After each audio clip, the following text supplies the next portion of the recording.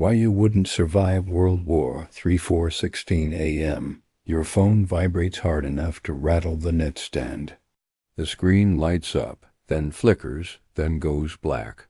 Outside, a siren starts low, then climbs like something waking up hungry. The air feels wrong, like the city exhales metal and fear at once. You step to the window and see a skyline that can't decide if it's sleeping or burning. Distant flashes pulse behind the clouds, too bright to be lightning. Car alarms begin to harmonize across blocks, one after another, like a chain reaction. Somewhere nearby, a transformer pops, and the streetlights die in a clean, sudden line. The silence after that is worse than the noise. No hum of refrigerators, no background traffic, just your own breathing and the thin scream of wind through empty intersections. Your brain tries to label it, to file it under storm or accident, but your body already knows it's war. Your neighbor's door slams. Feet hit stairs. Someone shouts a name you don't recognize. A dog barks until it chokes on panic. You reach for signal again, refreshing dead apps like prayer beads. And that's when it lands. This is not a news event. This is an ending. As the world holds its breath, where will you be when the lights go out? Not metaphorically, not someday, tonight. Because in this instant, the old world doesn't just crack. It peels away, exposing the wiring underneath. You think World War III starts with bombs. It doesn't. It starts with blindness. The first strike is not the missile you see. It's the network you don't notice until it vanishes. The war doesn't need millions of boots crossing borders. It needs minutes, misreads, and systems built too tight to bend. In the first hour, you learn how fragile normal really is. Your banking app spins forever. Your GPS stutters, then drops your location into an empty grid. Your group chats fill with half-true screenshots and clipped videos with no context. Information at this moment is poison disguised as clarity. Somewhere far above your roofline, satellites are being hunted. You never see the kill vehicle. You only see what it breaks. Timing drifts. Navigation degrades. The invisible clockwork that keeps planes separated and ships aligned starts to slip. Modern life depends on perfect synchronization, and perfect synchronization is easy to sabotage. Then the official alert finally arrives, late and thin, like a voice calling from underwater. It's 3 sentences long and says nothing useful. Shelter in place. Avoid travel. Await further instructions. It feels like an insult because your entire life runs on instructions and now no one has any. You try to be rational. You tell yourself it's a limited incident, a contained exchange. That hope is a reflex, not logic. The human mind hates scale, and global war is pure scale. Your denial buys you comfort for minutes, and those minutes are expensive. In government bunkers, it's already past denial. The screens glow with target lists and probability cones. Somewhere, a commander authorizes a posture shift that changes the planet's temperature. DEFCON language moves down a ladder that was designed to be climbed only once. Every step is a door closing. You don't hear those doors. You hear the apartment pipes creak as water pressure fluctuates. You hear distant helicopters that don't sound like news crews anymore. You hear people dragging suitcases across asphalt, as if wheels can carry them out of a world that's collapsing at the speed of data. You check your pantry like it's a personality test. A few cans, some pasta. A bag of rice you never cooked. Bottled water that suddenly looks like currency. You realize you stocked for inconvenience. not absence. The system was always there to backfill your mistakes. Now the system is the thing being attacked. The trigger is not one dramatic button push. It's a cascade of decisions stacked like dominoes across capitals. A cyber strike hits the wrong grid segment, or the right one, depending on who tells the story. A radar track gets mislabeled. A submarine commander misreads an acoustic contact. In great power war, accident is just a synonym for unplanned consequence. First, the cyber layer clamps down. The grid's industrial controls freeze as if the operators blinked and forgot how to breathe. Automated substations trip into safe mode, and safe mode looks like darkness. Backup generators begin to start, but backup requires fuel, and fuel requires transport, and transport requires order. Your apartment building has a generator for emergency lights, maybe elevators if the owner paid extra. It runs for a while, then shuts off to preserve itself. The hallway becomes a throat of black air. People shine phone flashlights like candles in a church that never promised miracles. Down on the street, traffic lights stop coordinating. Intersections turn into negotiation pits. Horns blare until batteries die. Someone tries to direct cars with hand signals and realizes nobody trusts anybody. You see the first minor crash, and it feels like a symbol. A society is just millions of people agreeing not to collide. Then the cell towers choke, not because they are destroyed at first, but because everyone reaches for them at the same time. Your calls fail, then your texts, then your data. The bars lie for a few minutes, then tell the truth. You are alone inside a crowd. You think of leaving. Everyone thinks of leaving. That's the trap. Evacuation is a word that sounds organized, but it becomes a stampede the moment people feel late. Highways jam as if the city itself is trying to vomit its population. Gas stations become arenas. At the first station you reach, the pumps are dead. People press buttons harder, like force can resurrect electricity. A man bangs the side of the machine until his knuckles split. Someone starts yelling about sabotage.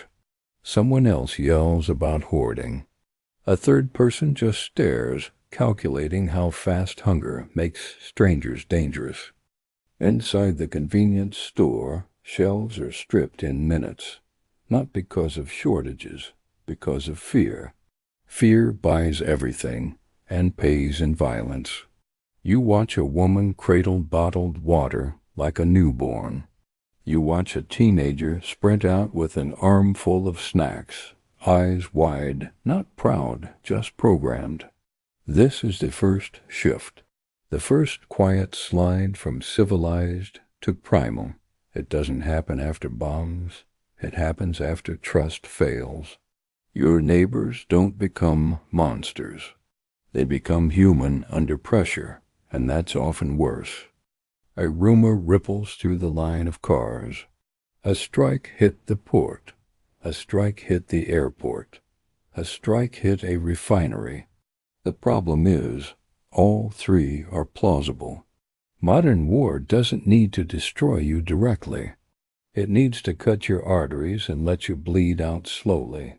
If you live near anything important, you are living near a magnet. Capitals, ports, air bases, rail hubs, refineries, these are not landmarks anymore. They are aim points. You used to measure distance in miles. Now you measure it in minutes of warning you won't get caught. Even if you live somewhere quiet, you are still connected to the nearest node. Your groceries move through a warehouse. Your water comes from pumps. Your medicine arrives on a schedule. Quiet towns are not separate worlds. They are extensions of the same fragile machine. When the machine breaks, the quiet is just the sound of delay. The first day doesn't feel like a movie. It feels like contradictions. One channel says contained, another says unprecedented. A leader appears on a screen with a stiff face and speaks in careful syllables, and the audio cuts twice. You can't tell if the stutter is technical or emotional. The strangest part is how normal some people act. A neighbor still tries to drive to work because routine is a life raft. A couple walks their dog as if the sky isn't changing. Denial looks like errands. It looks like I'll deal with it when it's real. It is real now, and you're still negotiating with your own mind. When the first distant blast arrives, not even close enough to shatter, windows your body understands before your thoughts do. A low concussion rolls through the ground like a giant closing a door. Birds lift from trees in a black sheet. Somewhere a child starts screaming, and the scream doesn't stop. Your hands shake as you fill containers in the bathtub. Water is heavy, and you suddenly respect the physics of survival. You tape plastic over a window seam because you remember a half-read guide from years ago. You pull a hoodie over your head like fabric can repel a century of weapons development. Outside, the urge to look is everywhere. People climb onto cars to film. People walk toward smoke because curiosity is older than caution. In disasters, the first dead are often not unlucky. They are interested. They step closer to danger for a better understanding, and understanding doesn't save them. By afternoon, the financial layer collapses in pockets. Card readers fail when networks fail. ATMs freeze mid-transaction, trapping cash behind screens like a joke. Stores switch to cash only, then realize cash means nothing when they can't restock. The concept of price begins to rot. You try to withdraw money anyway because you still believe in the old spell. The machine stares back blankly. A man behind you mutters that it's deliberate, that the government is locking everyone in. Another man says the opposite, that the hackers are foreign. Both want someone to blame because blame is a comfort. Emergency services start triage before the public even understands why. Dispatchers can't reach patrols. Patrols can't reach streets. Ambulances are rerouted around debris and crowds. Firefighters choose which fires get water and which ones get prayers. The city becomes a math problem with too few answers. Hospitals run on generators, but generators are clocks that tick toward zero. Staff arrive late because their children are terrified. Some staff never arrive at all because they choose family over duty. That choice is not selfish. It is human. Institutions are only as strong as the people willing to be absent from home. The first casualties are not always from explosions. They are from insulin that can't be refrigerated, from oxygen concentrators that stop, from dialysis that gets canceled. A modern city is full of people alive because machines keep them alive. When the machines stop, survival becomes a lottery with cruel rules. As night falls, the city darkens unevenly. Some blocks glow from private generators, and those glowing blocks become beacons. Beacons attract attention. Attention becomes footsteps. Footsteps become hands on doors. You learn quickly that showing you have resources is the same as advertising. The second day begins with a different kind of fear. The acute shock fades and leaves a hollow, steady dread. It's not adrenaline now. It's inventory. You count what you have, and every number feels too small. You count water by the liter, and realize your body is a liability. Rationing begins informally, neighbor by neighbor. building by building. Some communities organize and share. Others fracture instantly. The difference is not ideology. It's familiarity. Streets where people knew names become islands of cooperation. Streets where people lived like strangers become trapdoors. A local official announces a curfew, and it lands like theater. Curfews assume enforcement. Enforcement assumes fuel and radios and morale. You look outside at the empty street and understand that rules are now suggestions. Power is whoever can back their words with action. The invisible threat grows. Radiation, fallout, contamination, these don't announce themselves. They don't roar. They settle like dust and wait for lungs. People imagine fallout as a perfect ring, but reality is wind and rain and terrain. A plume can miss one town and poison another.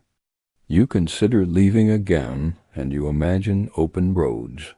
You picture distance as safety, but escaping during uncertainty means driving blind into a moving hazard. Without reliable maps, without traffic control, without clear information, the highway becomes a river of guesswork. Guess wrong once and you inhale the future. So you stay, and staying is its own risk. Water pressure sputters, then stops for hours, then returns brown. Boil notices arrive through patchy radio, and you laugh because boiling requires fuel, and fuel is now a rumor. You learn to disinfect with what you have, not what you wish you had. The sewage system begins to fail in sections. Pumps need electricity. Treatment plants need chemicals. Without them, waste backs up into streets and basements. Disease doesn't care about geopolitics. It just takes opportunity. The war creates opportunity everywhere. Food distribution breaks next, not from a single strike, but from friction. Trucks can't refuel. Drivers won't risk routes. Warehouses can't coordinate inventory. When the last refrigerated trailers warm up, a nation's calorie buffer spoils quietly in the dark. Hunger arrives like a slow tide. By the end of the first week, the first fights over supplies become normal background noise. Not constant, not everywhere, but frequent enough to change posture. People stop making eye contact. People stop smiling. In elevators, nobody speaks. Silence becomes a defensive measure. You begin to notice who has advantage. The family with a camp stove, the old man with a garden, the nurse who knows how to clean wounds properly, the mechanic who can make broken things work. Skills become status, not online status, real status, the kind that decides who eats. You also notice who is in immediate trouble, the diabetic man upstairs, the mother with a baby and no formula, the anxious teenager whose panic attacks are now constant.